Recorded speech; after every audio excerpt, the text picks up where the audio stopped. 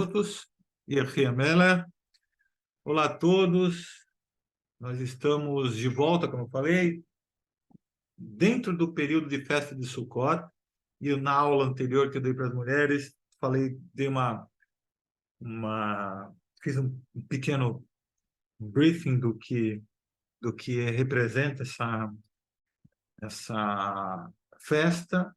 Ela é muito fantástica em relação ao significado, à simbologia, tudo que a alma precisa fazer, ela precisa do corpo, e tudo que o corpo precisa fazer precisa de um significado. E a sucá, a cabana que é feita, exatamente representa essa proteção divina. E tem duas mitzvot que são feitas de corpo inteiro. Como assim, Gabriel? Antes de voltar para o livro de Juízes, rapidamente, são duas coisas que a gente faz. Só tomem cuidado aí com o microfone aberto, por gentileza. Peço que fechem, porque senão dá uma reverberação aqui. Quando você faz uma tzedakah, você dá o dinheiro, dá um alimento, alguma coisa, você vai e usa a mão. Quando um judeu, por exemplo, coloca o tefilim, ele usa o braço, né? Usa o braço para enrolar e tal. Existem duas mitzvot que o judeu faz de corpo inteiro e um não judeu pode fazer, que é a mikve, né? Você entra de corpo inteiro, mas é por um tempo muito curto. Vai lá, faz a mikve, se lava, se banha, se purifica e sai. A sukkah é uma mitzvah que você pode fazer várias coisas dentro dela, que você ainda vai estar dentro da mitzvah. Ou seja, sobre um mandamento divino e sobre a bênção do Criador. A bênção do Criador. Só para vocês entenderem um pouquinho do tamanho dessa festa. Por isso que é considerada a festa da alegria, né? Porque você está dentro de um mandamento divino, que os judeus e não judeus podem executar, com certeza. Lógico, para nós não judeus, por exemplo, no meu caso aqui, moro no 7º andar de um prédio, não tem área de, sabe, sem cobertura, então não consigo fazer, infelizmente. Mas, Bezat Hashem, ano que vem, com os nossos novos projetos, a gente vai conseguir fazer uma sucá. E quem tem uma casa e quiser se interessar para o próximo ano fazer, é muito fácil, muito simples. Você faz os lados da sucá, pode ser construído de qualquer coisa.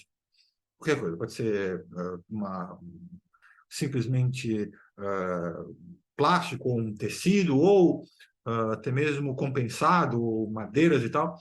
A única regra é que o teto precisa ser de vegetação. Pode ser folhas, bananeira, de palmeira, bambus, enfim, é a única condição. Fora de Israel, 8 dias, nas terras de Israel, 7 dias. Mas não é essa a finalidade. Gente, tem um monte de explicação rabínica sobre a festa. O Rabino Yaakov falou, o Rabino Itai Glover falou, e tem um monte. Sabe, um terreno vasto. E no site do Rabat também tem explicações muito interessantes. A gente vai voltar para a nossa aula sobre o livro, o Midrash de Shoftim, dos Juízes.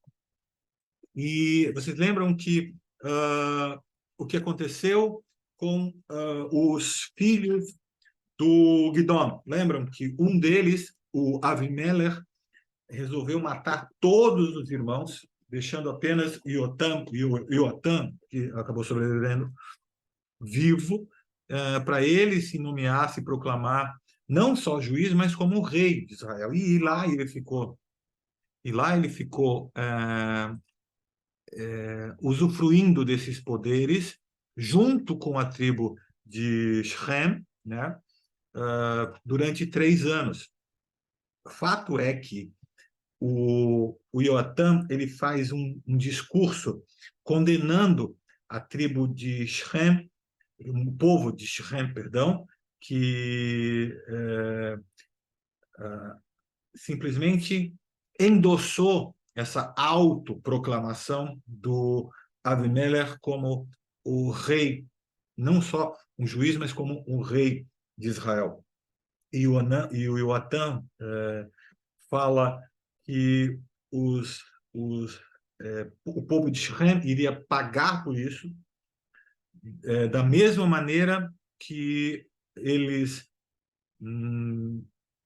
não impediram que o Avimelech fizesse isso com os irmãos, outros irmãos, filhos do Gidon, do Shofet, do grande juiz que foi Gidon. Então, ele alertou e ele acabou fugindo para não ser morto pelo Avimelech. E depois disso, começou a acontecer o que o Ioatã profetizou. Mas eu vou dar palavras aqui ao que o Ioatã, e a gente vai lembrar do que ele falou. Ele disse o seguinte: vejam como vocês foram ingratos com meu pai Gidom. Ele arriscou a vida para salvá-los das mãos de Midian. Depois vocês apoiaram o assassinato de seus filhos. Eu sou o único que escapou. Vocês podem responder: é verdade que foi errado da nossa parte permitir que os filhos de Gidom fossem assassinados. Ainda assim, quando coroamos Avimelech, fizemos isso Leshe Shamayim, ou seja, em nome dos céus, para santificar o nome de Deus. Nós realmente pensávamos que ele era o melhor dos filhos de Gidom para ser o rei. Se assim for, espero que tudo corra bem. Mas se vocês coroaram Avimelech, porque ele é seu parente próximo, e vocês querem ganhar vantagens com o seu governo, Hashem os castigará. Hashem enviará o ódio e briga entre vocês, e Avimelech, ele destruirá vocês, e vocês o destruirão. Assim que terminou de falar, Ioatã desceu do Ar Gerezim, do monte Gerezim, e ele escapou para um lugar distante onde Avimelech não o encontraria e onde estaria seguro. E agora começa o que o Ioatã acabou profetizando. O Avimelech, que governou, como eu falei para vocês, por 3 anos, ele acabou reunindo um exército muito forte de próprios judeus, mas judeus idólatras. E, enfim, Avimelech, ele conseguiu, a pergunta que o Midrash faz é se ele conseguiu alguma coisa de boa para o povo judeu. Aqui o Midrash conta que não tem certeza, porque alguns dizem que ele até lutou contra inimigos, os inimigos que queriam conquistar a terra de Israel, ok. E ele não era como os outros shofetins, ou seja, outros juízes que podia julgar de acordo com a lei da Torá e se certificavam de que todo judeu fosse tratado com justiça, até mesmo porque ele não era um Talmid Chacham, na verdade, e ele não podia julgar pelo mérito de conhecer a Torá, porque realmente ele não conhecia, ele era um rachá. E o que aconteceu? Hashem fez que o povo de Shechem começasse a odiar Avimelech. Eles começaram a pensar nele como um tirano insuportável, porque o que aconteceu? Ele se sobrepujava sobre todas as decisões, sobre todas as vontades de qualquer um judeu que conspirasse contra ele, ou seja, conspirou secretamente contra Avimelech, conspirou, foi contra a sua vontade. Ele os matava. Vou uma aguinha aqui.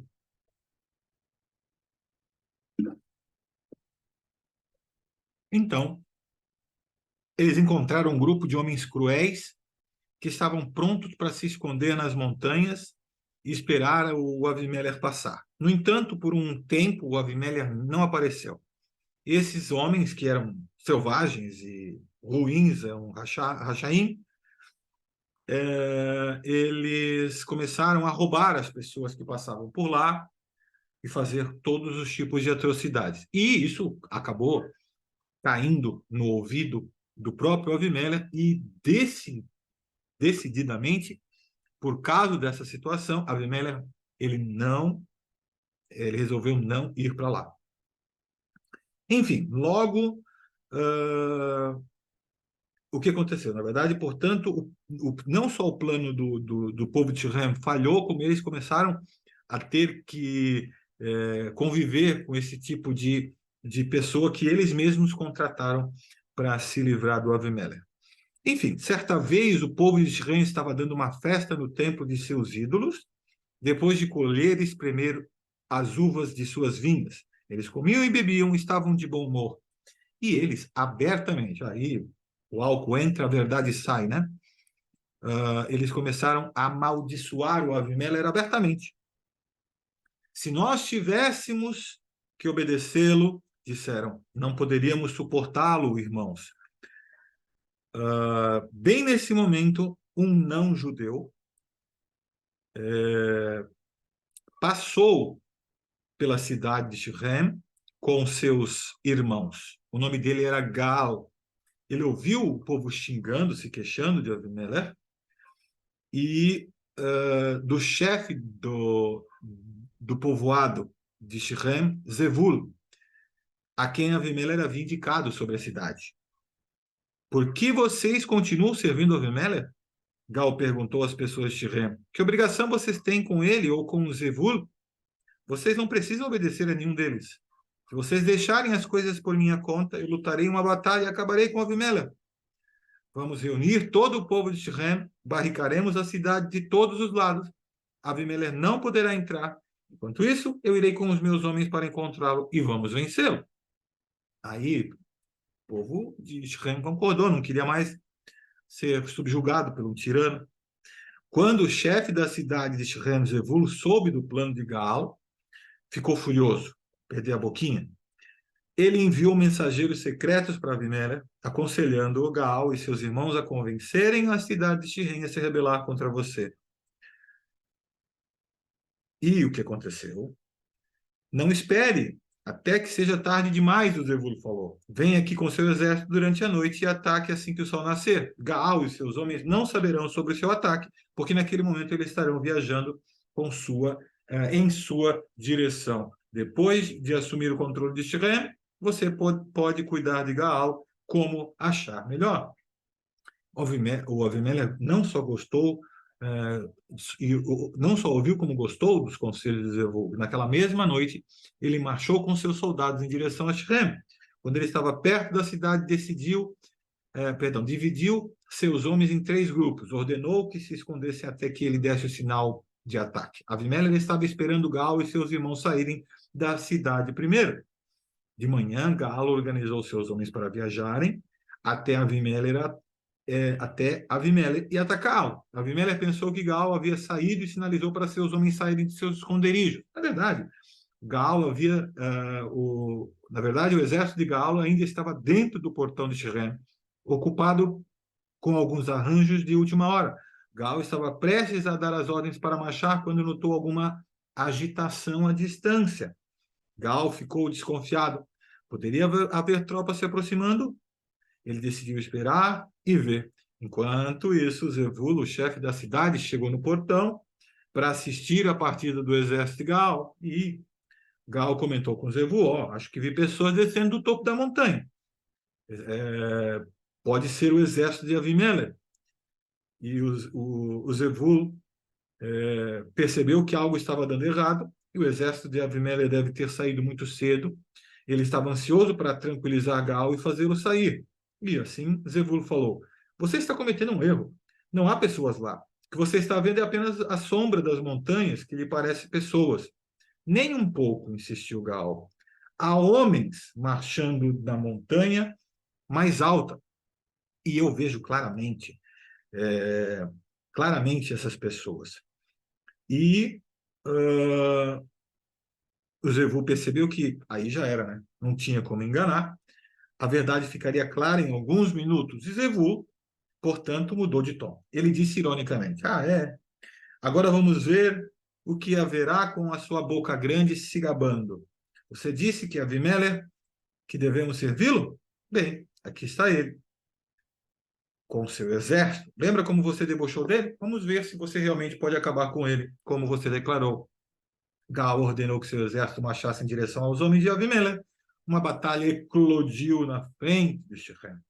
O povo de Shechem brigou com Gaal. Foi uma luta pesada que continuou o dia inteiro. Mas pelo final do dia, na cidade, Avimelech havia vencido os homens de Gaal e o povo de Shechem. Ele entrou na cidade e matou todas as pessoas que moravam lá.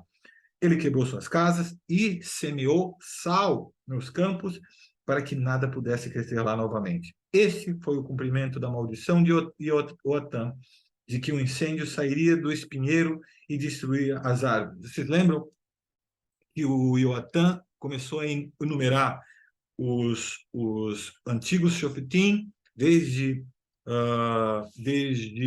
Yoshua ben Nun, depois de Yoatam, depois de Devorá, perdão, Yoshua ben Nun, depois o Otaniel, depois o Guidom, a Devorá e depois o Guidom como espécies de plantas, né? O Otaniel, ele falou que era como uma oliveira. Depois ele chamou a Débora de uma abelha, que significa abelha, que buscaria mel de figos, assim como ele classificou ela, comparou ela como uma figueira, e Guidom ele comparou com uma videira, que ambos davam frutos, e comparou o Avimelech com um espinheiro que dava espinhos. E isso ele comparou, dizendo que o próprio povo de Israel iria ser espinhado por esse espinheiro e seria a destruição. Enfim, foi exatamente o que aconteceu. O povo de Sichem foi totalmente massacrado pelo próprio Avimelech. E existia uma torre dentro da cidade, onde aproximadamente 1.000 pessoas subiram nessa torre para tentar escapar da fúria de Avimelech. E dentro dessa torre, o Avimelech decidiu ir até o bosque, pegou uma tora, uma árvore, e pediu que todos os seus soldados fizessem o mesmo, e eles levaram até essa torre, onde eles tacaram fogo, e aproximadamente 1.000 pessoas do povo de Shirem morreram totalmente queimadas. Bem, mas ok. Então aconteceu o que o Yotam previu com o povo de Shirem, e ele previu que Avimelech também teria um fim trágico. E o plano de Hashem, que era que toda a maldição de Yotam se tornasse realidade. Primeiro, Avimelech destruiu o povo de Shirem, então ele seria destruído. Algumas pessoas importantes de Shirem, como eu falei para vocês, construíram essa torre e acabaram mortas, queimadas. E o exército de Avimelech conquistou a cidade do lado de Shirem e mataram também os soldados de outra cidade chamada Tevet. Essa cidade ficava bem do ladinho de Shirem, e onde eles também participaram da rebelião contra o próprio Avimelech. Então, eles também construíram uma torre, e essa torre era mais alta e era de concreto, não concreto, né, de pedras. Concreto é a coisa mais atual, mas como se fosse o nosso concreto hoje em dia. E na hora que eles tentaram fazer a mesma coisa, uma mulher arremessou uma pedra tirada de um silo, e essa pedra caiu na cabeça do Avimelech, esmagando seu crânio. E ele sabia que ele ia morrer e ordenou ao seu servo: puxe sua espada e me mate. Não quero que as pessoas digam uma mulher matou Avimelech. O servo golpeou Avimelech e ele morreu. Agora a gente pode ver claramente que cada parte da punição de Avimelech foi planejada por Hashem, midá keneged midá, ou seja, medida por medida. Ele havia matado sua própria família, em troca ele foi morto por sua própria família. O povo de Shirem e de Tevet eram parentes. Mesmo uma pessoa que não é um tzadik costuma ter piedade de seus próprios irmãos. Abimelech, no entanto, agiu sem piedade de seus irmãos. Em troca, uma mulher que geralmente tem piedade das pessoas agiu cruelmente com ele. Como Abimelech constantemente pensava em novos planos cruéis em sua cabeça, seu crânio foi esmagado. Assim como ele matou seus irmãos com uma pedra, ele foi morto com uma pedra. Está escrito em Mishlei, no Passuque, em 26, 27, que diz Quem cavar uma cova para fazer o mal a outros cairá nela, e quem rolar a pedra para prejudicar os outros será atingido por essa pedra. Foi exatamente o que aconteceu com Avimelech. Tudo que ele planejou para os outros foi feito com ele. O servo dele o esfaqueou. Este também foi um castigo adequado. Avimelech era o filho de uma pilguesh, ou seja, uma esposa secundária, vamos chamar de concubina, digamos assim. Ele deveria ter se tornado um servo de seus irmãos. Em vez disso, ele fez de si um governante. Portanto, seu servo trouxe seu fim. Assim que Avimelech morreu, todos os combates pararam. Bnei Israel perceberam que o castigo de Avimelech tinha sido de Hashem. O povo de Tebes não se vingou dos soldados de Avimelech e os sobreviventes foram para casa em silêncio. Bnei Israel viram claramente que Hashem puniu o povo de Shirem como um fim terrível por ser ingrato com Gidom e apoiar Avimelech. E ele puniu Avimelech por sua maldade. Então, o Midrash traz uma história fantástica aqui, para explicar que nada é por acaso e todos que governam e são governados sofrem a medida de Deus. É a medida.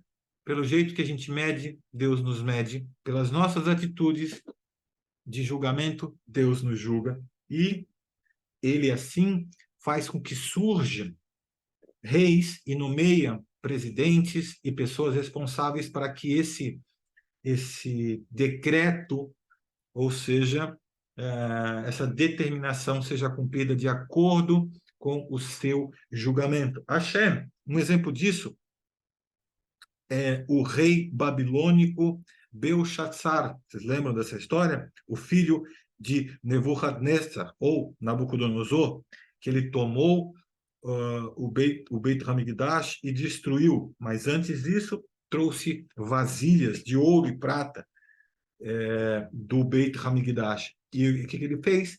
Ele simplesmente serviu a festa, serviu bebidas em homenagem aos deuses deles, com essas vasilhas, esses utensílios sagrados. E enquanto eles festejavam e louvavam os deuses deles, de repente, algo tão estranho aconteceu que a festa parou e o sangue de Belshazzar congelou em suas veias. Vocês lembram o que aconteceu? Vocês conhecem essa história? Do nada, um dedo apareceu na parede e escreveu uma frase nela, dizendo uma frase nela. O rei ficou tão apavorado que sua cor mudou e seus joelhos tremeram. Que isso? Ele gritou. Que os sábios e os magos venham e expliquem isso. Quem puder ler esses escritos, ele falou, ele ia cobrir de roupas reais e ia tornar aquela pessoa o terceiro maior governante da cidade de Babel. Todos os sábios do rei foram chamados no palácio, mas nenhum sabia ler ou entender aquela escrita estranha. O rei Belshazzar estava assustado e seus nobres estavam confusos. Mas a rainha disse para ele que você viva para sempre, ó rei. Você não precisa se preocupar. Alguém que pode ajudá-lo, seu pai, o rei Nebuchadnezzar, ou Nabucodonosor, traduçãozinha bem horrorosinha, mas tudo bem, nomeou um judeu, o Daniel, como seu conselheiro principal, porque ele é tão sábio e compreensível como os deuses. Ele explicará a escrita, porque ele sabe explicar sonhos e enigmas de difícil resolução. Quando o Daniel chegou, o rei disse-lhe: Você é o judeu, Daniel, que meu pai trouxe aqui, junto com os outros cativos das terras de Israel? Ouvi dizer que o Espírito dos deuses repousa sobre você e que você tem a sabedoria maravilhosa. Se puder ler e explicar essa escrita, vestirei você com roupas reais e tornarei o terceiro homem mais importante do meu reino. Daniel respondeu: Eu não quero seus presentes. Guarde sua recompensa para outra pessoa. Mas vou ler e explicar a escrita para você. Saiba que o maior Deus castigou seu pai, Nebuchadnezzar, porque ele era muito orgulhoso. Mas depois do castigo, ele admitiu que Deus é maior e soberano. Mas você, o filho dele, Belchazzar, ainda não relaxou seu coração. Você sabia o que aconteceu com seu pai, mas trouxe os utensílios do Beit HaMikdash para si e para suas esposas beberem. Você louvou seus deuses em vez do verdadeiro Deus que está encarregado de sua vida. Deus enviou um dedo que escreveu o seguinte: Mene, Mene Tekel Ufarsim. Isso significa, Mene Mene, Deus contou os dias de sua realeza e decretou que ela deve terminar. Tekel, você foi pesado na balança de Deus para averiguar se merece viver e foi considerado indigno. Ufarsim, seu reino será dividido, será dado a Madai e Perás, ou Meda e Pérsia. Belsatsar insistiu com que Daniel se vestisse com roupas roxas e fosse feito governante. No entanto, Belsatsar achou que agora que foi avisado, ele seria capaz de se proteger do castigo de Deus e enviou uma mensagem a todos os generais: vamos à guerra com qualquer outra nação ou reino que atreva a se rebelar a mim. Disse Hashem: você está enviando mensagem a todos para evitar o meu decreto? O castigo de uma pessoa vem diretamente de mim. E eu decretei que você terminará. Cores e Dariavesh se tornarão os novos governantes. Cores e Dariavesh eram guardas do Belchazzar. Para impedir que esses estranhos perigosos entrassem no palácio, o rei ordenou aos dois guardas: absolutamente ninguém deve entrar no palácio a noite toda. Não importa se ele diz que é urgente, não façam exceções, mesmo que ele afirme que é o próprio rei. Se alguém se atrever a entrar, retire a sua cabeça imediatamente. Naquela noite, Hashem fez com que Belchazzar tivesse o intestino solto. Como o banheiro era ao ar livre, ele saiu. Os guardas não notaram saindo. Quando ele voltou, eles gritaram: quem está aí? Sou eu, o rei, respondeu Belchazzar. O rei ordenou, disseram eles, qualquer um que tentasse entrar à noite, mesmo que afirmasse ser o próprio rei, deve ser decapitado. Os dois agarraram o fundo de um castiçal pesado e esmagaram o crânio do rei Belshazzar. Belshazzar morreu naquela noite exatamente como Hashem havia planejado. Esse foi o fim de 70 anos do governo de Babel. Dariavesh se tornou o próximo rei. Uau! Medida por medida. A gente vai ver na próxima aula o sexto Shofet Tolá, que vai conduzir o povo depois dos eventos que aconteceram com Avimelech. Perguntas?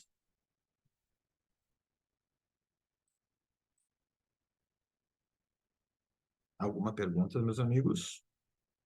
Ficaram alguma dúvida sobre os temas?